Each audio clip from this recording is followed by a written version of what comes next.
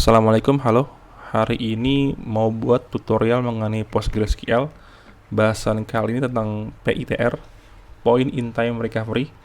Jadi prinsipnya sama kayak master slave. Kalau master slave kan ada sisi master yang kita bisa write, bisa kita read, dan ada sisi slave.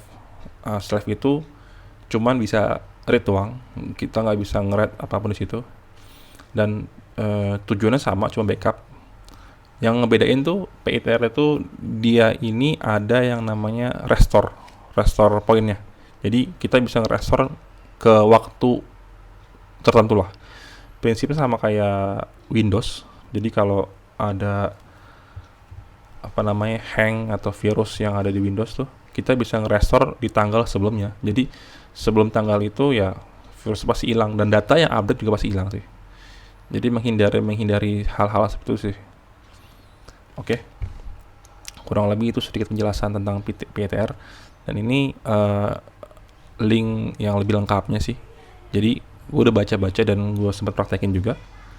Di sini yang atribut yang perlu kita tahu kayak semacam wall keep segments nih. Wall itu kan write ahead lock ya. Jadi emang butuh banget yang namanya wall ini. Kemudian balik lagi ke sini. Wall keep segment itu kayak berapa file yang istilahnya bisa dijaga lah. Maksudnya itu dipertahankan di Postgre itu sendiri sih sebenarnya. Jadi defaultnya emang di comment sebenarnya. Kita bisa nyalain. Ini satu file ini kalau nggak salah 16 MB. Jadi kalau misalnya kalian ngeset wall keep segments-nya itu ada 100 ya, itu kurang lebih totalnya itu ada 1600 mega, 1 giga, 600 megabyte, kurang lebih segitu ya. Jadi misalnya kalian ngeset 100, dan kemudian ini max file size-nya. Max file size itu jumlah total wall yang kita bisa simpan di sini. Jadi misalnya kalian setnya 1 giga, terus itunya wall keep segments-nya misalnya 100, ya pokoknya nggak lebih dari segitu sih, nggak lebih dari segiga juga pasti. Jadi mentok 1 giga doang, nggak lebih dari 1 giga, biarpun kalian set 100 ya. Kurang lebih seperti itu sih.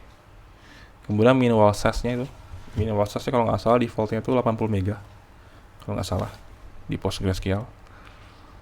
Terus ada lagi yang namanya archive. Nah ini sebenarnya wall-wall tadi ini bisa kita simpan ya. Kita bisa simpan di directory atau NAS. Biasanya yang pakai NAS mungkin udah tahu sebelumnya. Ya kayak semacam file data lah, file server buat data ya, buat repo. Nah, bisa simpan di situ. Ini komennya nih, komen-komen yang bisa kalian pakai. Kalau ini komen biasa lah ya, jadi nyimpannya ke folder NFS. Oh jangan lupa ini ownernya harus Postgres, nggak boleh yang lain, terus bisa. Kemudian ini juga nih, ini misalnya nggak mau overwrite filenya, jadi kayak nambah terus ya. Terus ini gue belum pernah pakai. Gue lebih sering pakai ini yang atas nih. Cuman karena gue ngopinya ke NAS, ya biasanya gue langsung pakai rsync sih. Kalau nggak pakai rsync SCP sih. Cuman gue lebih sering pakai rsync sih. Rsync, terus %p, kemudian user IP, kemudian folder tempat yang dia pengen taruh, terus %f. Nah, terus kemudian juga ada yang archive mode on. Jadi ya ini gue selalu onin. Kemudian ada lagi yang wall level ini gue pakai default replika. Cuman kalau mau lebih lengkap lagi pakai logical. Gue pernah baca itu agak lupa ya. Cuman dia itu istilahnya ya, kayak nyimpan log juga deh kalau nggak salah, agak lupa. Cuman defaultnya replika nih, gue pakai default jadinya. Kemudian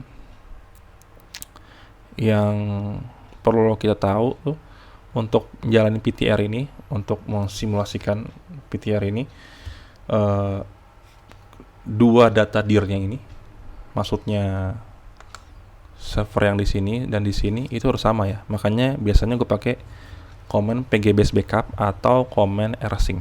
Jadi kan biasanya di Postgres itu ada folder itu ya, varlib PostgreSQL 10 main.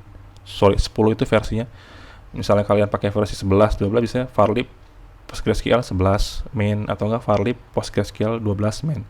Nah, karena gue pakai versi 10, jadi folder data gue itu varlib PostgreSQL 10 main. Nah, di sini yang di backup tuh main yang ini, main yang di master atau slave. Jadi sorry, gue jelasin lagi, yang di backup ini nggak mesti master doang ya. Jadi dari slave juga bisa sebenarnya, narik dari slave juga bisa gitu. Nah, terus yang penting datanya itu harus sama persis. Jadi ya maksudnya lo nggak bisa misalnya data dirinya tuh yang default folder yang lo setelah install PostgreSQL, kan bisa ada tuh. Ketika lo install PostgreSQL, setelahnya ada folder 10 main tadi, atau 12 atau 11 main. Nah, itu nggak bisa dipakai.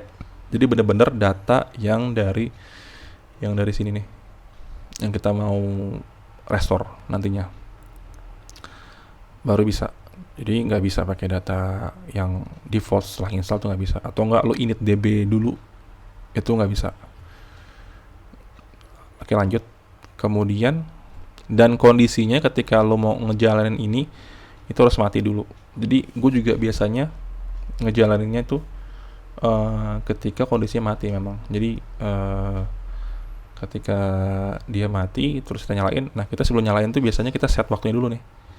Nih, misal tanggal berapa, jam berapa, kita set dulu. Nah, biasanya gue pakai script sih. Jadi setiap jam sekian itu dinyalain, kemudian jam sekian matiin, kayak gitu terus. Nah, ini komennya sama aja. Jadi kalau gue pakai rsync IP berapa, %f, %p, kayak gitu.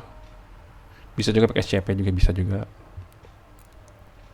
Serah. Ini biasa di copy langsung ke folder pgwall ya.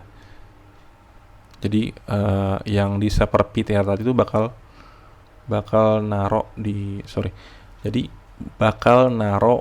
di folder pgwall yang ada di server PTR tadi nih.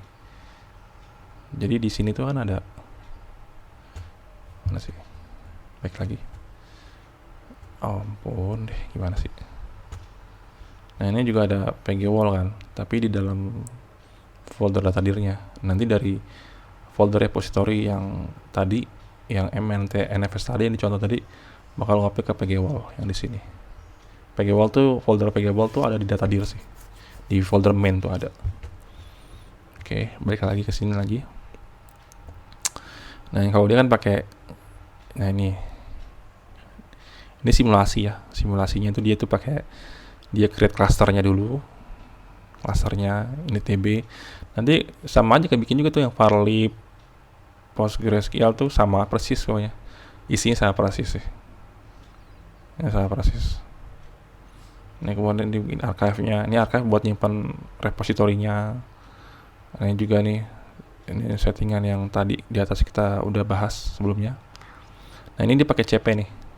cp untuk contoh pakai cp. Biasa kalau gue biasa pakai pgbase backup atau enggak pakai rsync sih. Jadi data dirnya tuh di rsync, data PostgreSQL di rsync. Kalau ini pakai cp karena kan masih simpel ya.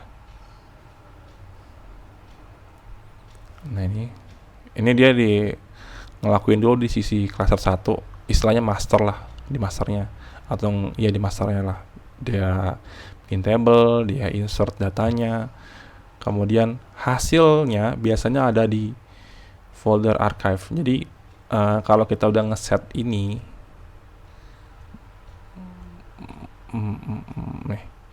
ngeset ini, itu ketika kita ngelakuin apapun di PostgreSQL pasti bakal nge-read file yang ada di archive atau enggak pgwall sih, bisa begitu kan. Jadi pasti kebikin nih, pasti kebentuk semua. Kemudian kalau lanjut lagi, untuk di sisi satunya lagi, yang ini server PITR tadi, ini archive mode-nya kita nol, nih kita disable, kita offin. Kemudian jangan lupa sih restore command-nya nih kayak gini. Jam berapa? Ya kan? Udah deh, tinggal nyalain. Nanti otomatis file yang ada di folder archive bakal ke copy ke server PITR tadi, masuk ke PG Wall sih kalau nggak salah. Nanti bakal nge-restore. Udah, jadi kalau kita select nongol deh. Kurang lebih seperti itu sih. Dan biasanya sebagai catatan sih, kadang-kadang kalau setelah kalian restore itu, file recovery.conf itu bisa berubah jadi recovery.done. Dan kalau misalnya kalian jalin lagi, itu bisa berubah jadi master. Ya mungkin sebaiknya ketika kalian sudah jalanin, mesti ngecek lagi sih file recovery.conf yang ini nih berubah nggak jadi recovery.done. Mesti pastikan. Kalau misalnya berubah jadi .done, mesti kalian balikin lagi jadi .conf. Karena kalau misalnya jadi .done, itu dia seolah jadi master. Jadi kalau jadi master, wallnya bakal beda lagi. Biasa begitu sih. Itu sih catatan dari gue. Ya paling dari gue segitu dulu ya. Ini terima kasih banget nih dari link pgdas.io. Bakal gue masukin juga ke YouTube gue. Mungkin untuk demonya nanti ya,